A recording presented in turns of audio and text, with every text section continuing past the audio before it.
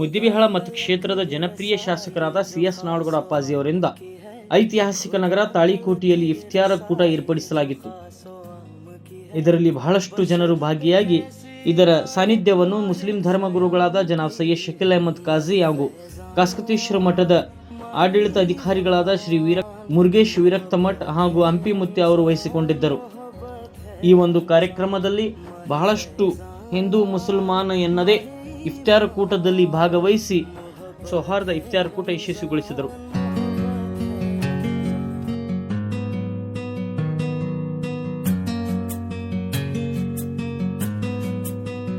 खुदा तलक ये रसाई जो खासो आम की है, खुदा तलक ये रसाई जो खासो आम की है, बशर पे कैसी नायत माहे सयाम की है।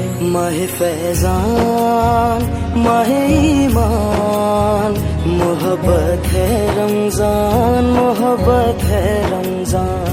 माहे फैजान माहे ईमान मोहब्बत है रमजान, मोहब्बत है रमजान। ये नूर नूर सहर बरकतों भरी इफ्तार, ये रहमतों में नहाए हुए दरो दीवार।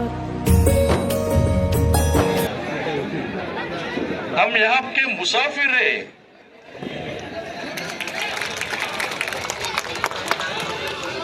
चंद दिन यहाँ रह कर जाने हमारा काम है और कुछ नहीं।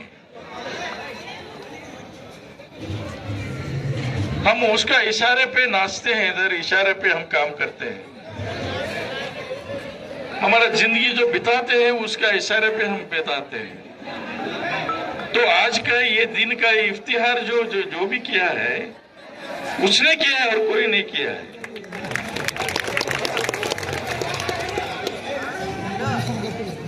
ये बड़कपन नहीं है, यह हमारा सब लोगों का फर्ज है, अदा करने का एक मौका है। इसलिए रमजान आप लोगों को मुबारक हो। ನಾ ಜಾಸ್ತಿ ಹೇಳಲಿಕ್ಕೆ ಹೋಗೋದಿಲ್ಲ ಏನು ವಿಷಯಗಳನ್ನ. ನಾವು ಶಾಂತಿಯನ್ನ ನೆಲೆಸ್ತಕ್ಕಂಥದ್ದು ಬಯಕೆಯನ್ನು ಇಟ್ಕೊಳ್ಳೋಣ. ಭಗವಂತ ಸರ್ವವ್ಯಾಪಿ, ಅದೇ ಇಸ್ಲಾಂ ಧರ್ಮ ಹೇಳ್ತಕ್ಕಂಥದ್ದು. ಆಕಾರದಲ್ಲಿಲ್ಲ ಭಗವಂತ, ಭಗವಂತ ಆಕಾರದಲ್ಲಿಲ್ಲ, ನಿರಾಕಾರವಾಗಿರ್ತಕ್ಕಂಥವನು. ಅದನ್ನೇ ಇವತ್ತು ಸನಾತನ ಧರ್ಮದಲ್ಲಿ ಹೇಳ್ತಕ್ಕಂಥದ್ದು. ನಿರಾಕಾರವಾಗಿರ್ತಕ್ಕಂಥ ವಸ್ತು ಯಾರಾದ್ರೂ ಇದ್ರೆ ಅದು ಭಗವಂತ, ದೇವರು ಅನ್ನುವಂಥದ್ದು, ಅದೇ ಒಂದು ಶಕ್ತಿ ಅನ್ನುವಂಥದ್ದನ್ನು ಕೂಡ ನಾವು ಅರ್ಥ ಮಾಡ್ಕೋಬೇಕು. ಅಂದ್ರೆ ಏನು ವ್ಯತ್ಯಾಸ ಇಲ್ಲ, ವ್ಯತ್ಯಾಸಗಳು ನಮ್ಮ ಮನಸ್ಸುಗಳಲ್ಲಿ ಇದಾವೆ, ವ್ಯತ್ಯಾಸಗಳಿರುವುದು ನಮ್ಮ ಮನಸ್ಸುಗಳಲ್ಲಿ ಇದಾವೆ ಅನ್ನುವಂಥದ್ದನ್ನು ನಾವು ಅರ್ಥ ಮಾಡ್ಕೋಬೇಕು.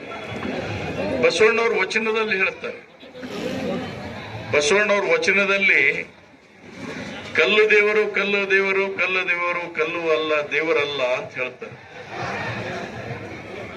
ಬಸವಣ್ಣ ಹೇಳ್ತಾರೆ ಕಲ್ಲು ದೇವರು ಕಲ್ಲು ದೇವರು ಕಲ್ಲು ದೇವರು ದೇವರಲ್ಲ ಅಂತ ಹೇಳ್ತಾರೆ. ಗಿಡವನ್ನ ಸುತ್ತಿದರೆ ದೇವರು ಒಲೆಯಲಾರ, ಗಿಡಗಳನ್ನ ಸುತ್ತಿದರೆ ನಿಮಗೆ ದೇವರು ಒಲೆಯುವುದಿಲ್ಲ. ಬಸವಣ್ಣ ಕೂಡ ಅದನ್ನೇ ಹೇಳ್ತಾನೆ. ಮೌಢ್ಯದ ವಿರುದ್ಧವಾಗಿ ಬಸವಣ್ಣ ಒಂದು ವಸ್ತುವನ್ನ ಕೈಯಲ್ಲಿ ಕೊಟ್ಟಂತದ್ದು. ಲಿಂಗ ಅಂದ್ರೆ ಅದು ಒಂದು ತತ್ತಿಯ ಆಕಾರದಲ್ಲಿರ್ತಕ್ಕಂಥ ಒಂದು ಲಿಂಗ. ಅಂದ್ರೆ ಈ ಜೀವನ ಹೇಗೆ ಪ್ರಾರಂಭ ಆಯಿತು ಈ ಜಗತ್ತಿನ ಮೇಲೆ ಅಂದ್ರೆ ಅದು ಒಂದು ಎಗ್ಗಿಂದ ಅಂತ ಹೇಳ್ತಾರೆ, ತತ್ತಿಯಿಂದ ಪ್ರಾರಂಭ ಆಯಿತು ಅನ್ನುವಂಥದ್ದು ಹೇಳ್ತಾರೆ. ಅದಕ್ಕೆ ಅದನ್ನು ಪೂಜೆ ಮಾಡಬೇಕು ಅನ್ನೋದನ್ನು ಹೇಳ್ತಾರೆ. ನೋಡಿ, ಎಲ್ಲ ಎಲ್ಲಿ ವ್ಯತ್ಯಾಸ ಇದೆ ಗೊತ್ತಾಗೋದಿಲ್ಲ. ಇದನ್ನ ನಾವು ಎಲ್ಲಿವರೆಗೂ ಜನರು ತಿಳ್ಕೊಳ್ಳೋದಿಲ್ಲ ಅಲ್ಲಿವರೆಗೂ ವ್ಯತ್ಯಾಸಗಳು ನಮ್ಮ ಮನಸ್ಸಿನಲ್ಲಿ ಇರ್ತವೆ. ನಾವೆಲ್ಲ ಇವತ್ತು ಖುಷಿ ಖುಷಿಯಾಗಿ ಹಬ್ಬದ ಆಚರಣೆಯನ್ನು ಮಾಡ್ತಾ ಇದ್ದೇವೆ. ಆದ್ರೆ ಎಲ್ಲೋ ಒಂದು ಕಡೆ ಜಗತ್ತಿನಲ್ಲಿ ಇವತ್ತು ಇರಾನ್ ಮತ್ತು ಇಸ್ರೇಲಿನ ಯುದ್ಧ, ಅಮೆರಿಕ ಮಾಡತಕ್ಕಂಥ ದಾಳಿಗಳು, ಬೇರೆ ಬೇರೆ ಇರ್ತಕ್ಕಂಥ ಪ್ರಾಂತ್ಯಗಳ ಮೇಲೆ, ರಾಜ್ಯಗಳ ಮೇಲೆ ಆಗ್ತಕ್ಕಂತಹ ಯುದ್ಧಗಳನ್ನ ನೋಡಿದಾಗ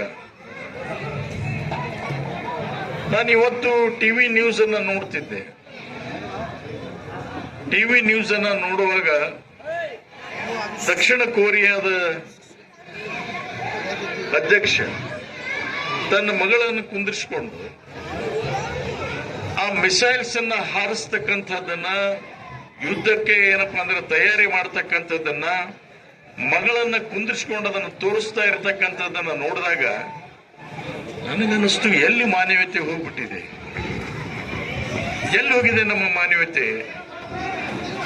ಇರಾನ್ ಅವರು ಕೂಡ ನಮ್ಮ ಅಣ್ಣ ತಮ್ಮದವರು, ಇಸ್ರೇಲ್ದವರು ಕೂಡ ನಮ್ಮ ಅಣ್ಣ ತಮ್ಮದವರು, ಅಲ್ಲಿ ಸತ್ತವರು ಅಮೆರಿಕನ್ಸ್ ಕೂಡ ನಮ್ಮ ಅಣ್ಣ ತಮ್ಮದವರು. ಮನುಷ್ಯರ ಮೇಲೆ ಮನುಷ್ಯರ ರಾಕ್ಷಸಿಯ ವರ್ತನೆಯನ್ನೇನು ಮಾಡ್ತಾ ಇದ್ದಾರೆ. ಎಲ್ಲರೂ ಕೂಡ ಇವತ್ತೇನಾದ್ರೂ ಪ್ರಾರ್ಥನಾ ಮಾಡಬೇಕಾಗಿದ್ರೆ, ನಾವೆಲ್ಲರೂ ಕೂಡ ಇವತ್ತೇನಾದ್ರೂ ಈ ರಂಜಾನ್ ತಿಂಗಳಲ್ಲಿ ಇವತ್ತೇನಾದ್ರೂ ಪ್ರಾರ್ಥನಾ ಮಾಡಬೇಕಾದಂತ ಅವಶ್ಯಕತೆ ಇದ್ರೆ, ಆ ಭಗವಂತನಲ್ಲಿ ನಾವು ಪ್ರಾರ್ಥನೆ ಮಾಡಬೇಕಾಗಿದ್ರೆ,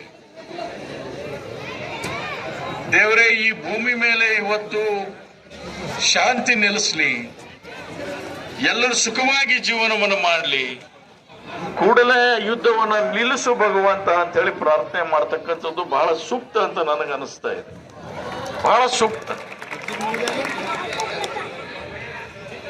ನೋಡ್ಲಿಕ್ಕಾಗೋದಿಲ್ಲ ಅದನ್ನ ದೃಶ್ಯಗಳನ್ನ.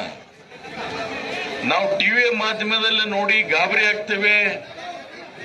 ನಮಗೆ ಕುಂತಲ್ಲೇ ಟಿವಿ ನೋಡ್ತಾನೆ ಒಮ್ಮೊಮ್ಮೆ ಎದೆ ಜಲ್ ಅನ್ನತ್ತೆ, ನಮ್ದು ಎದೆ ಜಲ್ ಅನ್ನತ್ತೆ.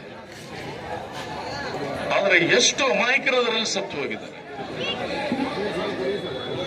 ಯಾರು ಕೂಡ ಯುದ್ಧವನ್ನ ಬಯಸ್ತಾ ಇರ್ತಕ್ಕಂಥವ್ರು, ಸಣ್ಣ ಸಣ್ಣ ಮಕ್ಕಳು,